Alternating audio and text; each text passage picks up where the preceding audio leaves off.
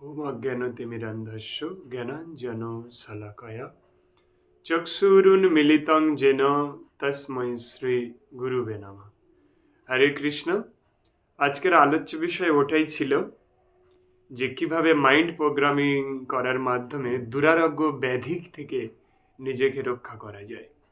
দুরারোগ্য ব্যাধি থেকে মাইন্ড প্রোগ্রামিংয়ের মাধ্যমেই কিন্তু মুক্ত হওয়া যায় এবং পাস্ট লাইফ রিগ্রেশনের মাধ্যমেও কিন্তু এই দুরারোগ্য ব্যাধি থেকে আরোগ্য লাভ করা যায় চিরতরে।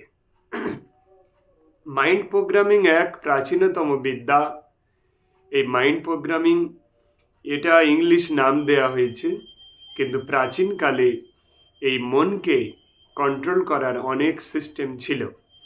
কিভাবে করবেন বলি, এবং শুধু রোগ নয়, আপনার অনেক দুঃখ, আপনার অনেক চাওয়া পাওয়াও এখান থেকে লাভ করা সম্ভব। আমি এই প্রসঙ্গে একটা ছোট্ট কাহিনী বলি। প্রফেসর জোসেফ মরফি,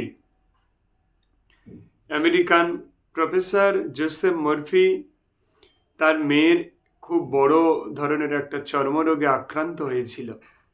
তিনি বিভিন্ন ডক্টরের শরণাপন্ন হয়েও কিন্তু সেটা তিনি সারাতে পারেননি।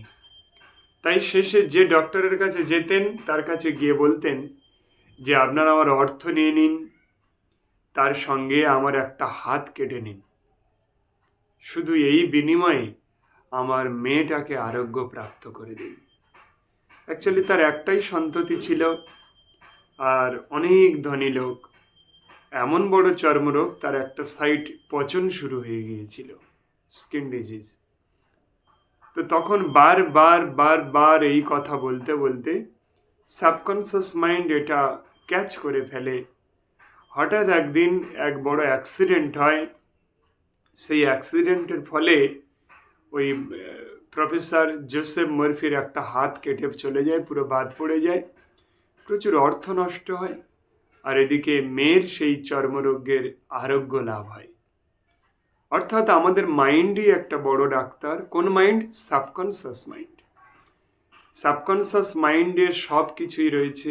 আপনি দেখুন, মেডিসিনে তো রোগ সারেই, কিন্তু আপনি দেখুন তো, আপনার ওই বাচ্চাটা যে ডক্টরের কাছে নিয়ে যান, হেতুড়ে ডক্টরও যদি হন, ওখানে নিয়ে গেলেই দেখুন ওর রোগ সেরে যায়।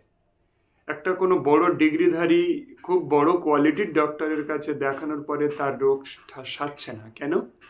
ওর সাবকনসিয়াস মাইন্ড ওই ডক্টরকে অ্যাকসেপ্ট করে নিয়েছে, তার মেডিসিনকে অ্যাকসেপ্ট করেনি, সেই ডক্টরকে। অর্থাৎ আমাদের সাবকনসিয়াস মাইন্ড যদি কোনো কিছু অ্যাকসেপ্ট করে নেয়, সেটা ঘটবেই। এটা আপনারা পরীক্ষা করে দেখুন আপনাদের লাইফে, আপনাদের বাচ্চার লাইফে এরকম হয় কিনা।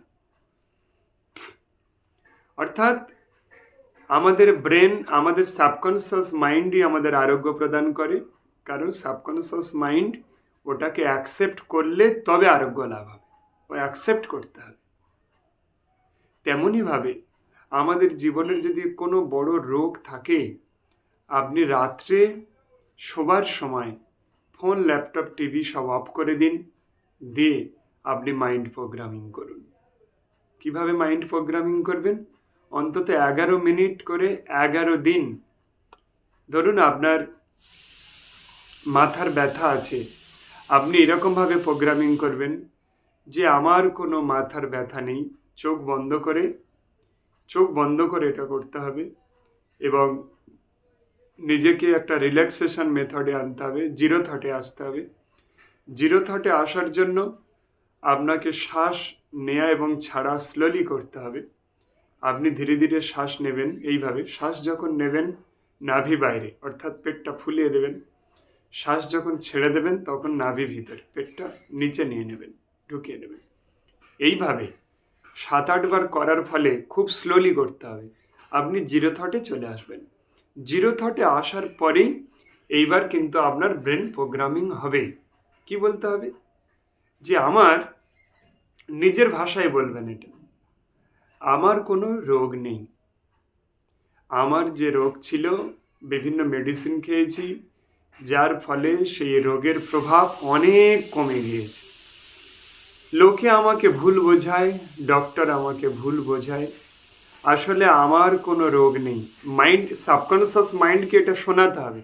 ডাক্তার আদৌ আপনাকে ভুল বোঝায়নি, কিন্তু সাবকনসিয়াস মাইন্ডকে এরকমভাবে ইনস্ট্রাকশন দিতে হবে যে আমার কোনো রোগ নেই। এটা বারবার আওড়াতে হবে যে আমি সম্পূর্ণ সুস্থ, এবং প্রেজেন্ট টাইমে ভাবতে হবে যে আমি সুস্থ হয়ে গিয়েছি, কোনো রোগ নেই। সুস্থ হয়ে যাওয়ার ফলেই যে অনুভূতিটা আসে সেটা ইমাজিন করতে হবে, সেটা অনুভব করতে হবে, সেটা ইমাজিন করে সেটা আবার আপনার লাইফে সেটা পেস্ট করতে হবে। ওইখানে ওটা কল্পনা করতে হবে যেটা স্থির হয়ে গেল, এটা স্থির হয়ে গেল, এটা স্থির হয়ে গেল। তো এইভাবেই যদি আপনি 11 দিন পর পর এটা করতে পারেন, যদি তাতে না হয় আবার ফের করবেন, আপনার দুরারোগ্য ব্যাধিও ঠিক হয়ে যাবে, আমি কথা দিচ্ছি।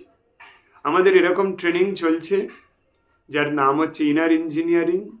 সেটাকে আমরা ইনার ব্যালেন্স নাম দিচ্ছি এখন, কারণ সবাই জানে এটা সদ্গুরুরই, ঠিক আছে, কিন্তু তাই এটা সদ্গুরু তো এক দুটো তিনটে কিছু শেখান, শুধু সম্ভবী মুদ্রা। আমাদের এখানে 13টা সাবজেক্ট শেখানো হয়। এখানে ব্রেন পাওয়ার বাড়ানো 243 গুণ, তারপর hypnosis, verbal and non verbal, চক্র জাগরণ, কুণ্ডলিনী জাগরণ, থার্ড আই, বাকসিদ্ধি, স্বরজ্ঞান, রেইকি ফুল মাস্টার্স পর্যন্ত এখানে আমাদের দেওয়া হয়। এবং past life regression, astral travels, past পূর্বজন্মে চলে যাওয়া, গিয়ে এই বর্তমানের যে ব্যাধি দুঃখ আছে সেটা পাস্ট লাইফ থেকে এসছে, সেটা ওখানে গিয়ে ডিলিট করে দিতে হয়। দিলে এখান থেকে এই প্রবলেম সলভ হয়ে যায়। এবং ফিউচার লাইফ প্রোগ্রেশন, ফিউচারে গিয়ে কোনো বিপদ আপদকে আপনি দেখলেন, সেটা ডিলিট করে দিলেন, দিয়ে সেটা নিজের মতো সাধ্য মতো যোগ্যতা অনুসারে কিছু পজিটিভিটি ওখানে বসিয়ে দিলেন, সেটা বাস্তবে ঘটবে। এগুলো সব শেখানো হয়। যে কোনো বয়সেই থার্ড আই লাভ হবে মন্ত্র এবং মেডিটেশনের, যে কোনো বয়সেই থার্ড আই লাভ হবে মন্ত্র এবং মেডিটেশনের মাধ্যমে। এরকম বিবিধ প্রকার, তার সঙ্গে এখন আকাশিক রেকর্ড অ্যাড করা হচ্ছে। আপনি এগুলো শিখুন, এগুলোর মাধ্যমে আপনার জীবন চেঞ্জ হবে, অর্থনৈতিক দিকও আপনার খুলবে। সেরকম কিছু পথ দেখানো হবে, যার ফলে আপনার কিছু এর দ্বারাই করতে পারেন, সেরকম সব সিস্টেম বলে দেওয়া হবে। তো এইগুলো শেখানো হচ্ছে। এগুলো সব অলৌকিক বিদ্যা, গীতার 6ষ্ঠ অধ্যায় ধ্যান যোগের। এটা অশাস্ত্রীয় নয়, শাস্ত্রীয়, প্রাচীন মুনি ঋষিদের প্রদত্ত পন্থা। তো এইগুলোকে আমি ইনার ইঞ্জিনিয়ারিং আগে নাম ছিল, এটাকে এখন ইনার ব্যালেন্স নাম দেওয়া হচ্ছে। ইনার ব্যালেন্স, আমাদের ইন্টারনাল যে কনস্ট্রাকশন তার ব্যালেন্স করা উচিত। সব মানে উল্টোপাল্টা হয়ে আছে, আগোছালো হয়ে আছে, ওটাকে ব্যালেন্স করতে হবে, যার ফলে আপনার জীবন ধন্য হবে। এবং এর ফলে আপনি যে কোনো সাধনায় সাকসেস হতে পারবেন। বহুত সাধনা দেয়া হয়েছে, অনেক অনুভব দেয়া হয়েছে। তো আপনি আসুন, আপনার লাইফটাকে কন্ট্রোল করুন, পার্সোনালি ক্লাস নিন। আমাদের ক্লাসে এখন পুরানো গ্রুপে 200, নতুনে 50-53 জন, টোটাল প্রায় 250 জনের মতো স্টুডেন্ট রয়েছে। তারা এগুলো শিখছেন। আপনিও শিখুন এবং আপনার জীবন ধন্য করে নিন। হরে কৃষ্ণ।